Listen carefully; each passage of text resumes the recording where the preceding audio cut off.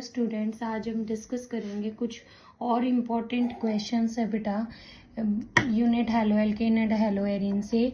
जैसे first question है, out of these two halides which will be react faster in SN1 reaction with OH negative hydroxide ion. बेटा इन दोनों में से कौन जल्दी रिएक्ट करेगा हाइड्रोक्साइड आयन के साथ SN1 रिएक्शन से। तो आपको पता है बेटा SN1 रिएक्शन डिपेंड करती है कार्बोकैटायन की स्टेबिलिटी पे। अगर हम यहाँ से हैलाइड्स को रिमूव करें, दोनों से हैलाइड को रिमूव कर दें, तो बेटा यहाँ तो हैलोजन जाएगा विद नेगेटिव, तो इसके ऊपर पॉजिटिव चार्ज आ जाएगा, और यहाँ से भी जाएगा तो पॉजिटिव आ जाएगा। एक तो आपका जो बेंजाइल बन रहा है रिंग के ऊपर CH2 है बेटा, उसको बेंजाइल बोलेंगे। तो this is benzyl carbocation and this is cyclohexyl carbocation. बेटा ये पॉजिटिव चार्ज क्योंकि हमारी एरोमेटिक रिंग है तो रेजोनेंस के थ्रू ये स्टेबलाइज्ड हो जाएगा, तो इसीलिए बेंजाइल कार्बोकैटायन मोर स्टेबल है, तो it react faster with OH negative hydroxide ion as compared to the cyclohexyl carbocation, क्योंकि बेटा ये रेजोनेंस स्टेबलाइज है और जल्दी से रिएक्ट स्टेबिलिटी लीड कर रहा है, तो इसलिए जल्दी से रिएक्ट करेगा। उसके बाद है बेटा नेक्स्ट क्वेश्चन, मेजर प्रोडक्ट बताने आपको इस रिएक्शन के। तो बेटा यहाँ पे ये रिएक्शन हमारी ईथर्स से रिलेटेड है, और हमने पढ़ा है कि विलियमसन सिंथेसिस बोलती है कि हमारे पास जो है सोडियम सॉल्ट होना चाहिए और हमारे पास जो है अल्काइल हैलाइड होना चाहिए विलियमसन में। तो बेटा जब हम इस रिएक्शन को देखेंगे तो इस रिएक्शन में हमारे पास टर्शरी ब्यूटाइल ब्रोमाइड है और हमारे पास सोडियम मिथॉक्साइड आयन है। अब सोडियम मिथॉक्साइड आयन जब ब्रेक होगा तो Na पॉजिटिव देगा एंड CH3O नेगेटिव। अब ये जो आपका मिथॉक्साइड आयन है ये हाई स्ट्रॉन्ग बेस का काम करेगा, तो ये जल्दी से एब्स्ट्रैक्ट करेगा बेटा H positive ion.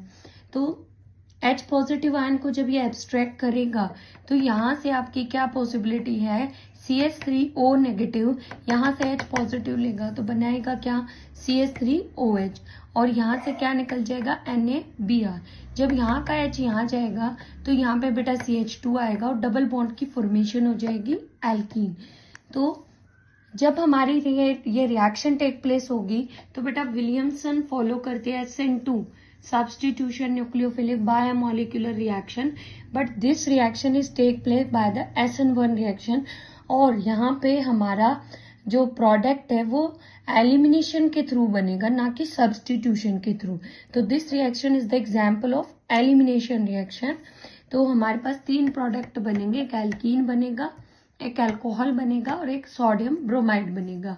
Similar case हमने बेटा अनदर क्वेश्चन में लिया, जस्ट हमने इसका तो सोडियम सोल्ट बना लिया है, सोडियम टर्शरी ब्यूटॉक्साइड जो है हमारा आ गया सोडियम टर्शरी ब्यूटॉक्साइड, और यहाँ पे मैंने मिथाइल ब्रोमाइड ले लिया। तो आपको पता है बेटा ये मिथाइल ब्रोमाइड जो है अब ये रिएक्ट करेगा SN2 के थ्रू, क्योंकि SN2 के थ्रू मिथाइल की ज्यादा रिएक्टिविटी होती है मिथाइल हैलाइड की। तो अब ये रिएक्शन SN2 के थ्रू होगी, तो अब ये सब्सटीट्यूशन को प्रेफरेंस देगी, ना कि एलिमिनेशन को।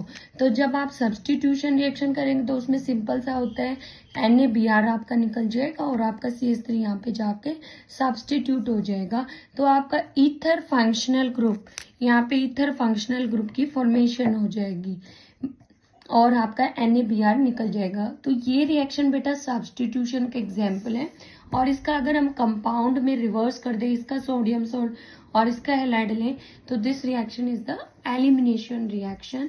तो बेटा ये थी आपकी कुछ इंपॉर्टेंट क्वेश्चंस। अगर आपको ये वीडियो अच्छी लगी है तो आप चैनल को लाइक करें, शेयर करें और सब्सक्राइब करें बेटा। Thank you.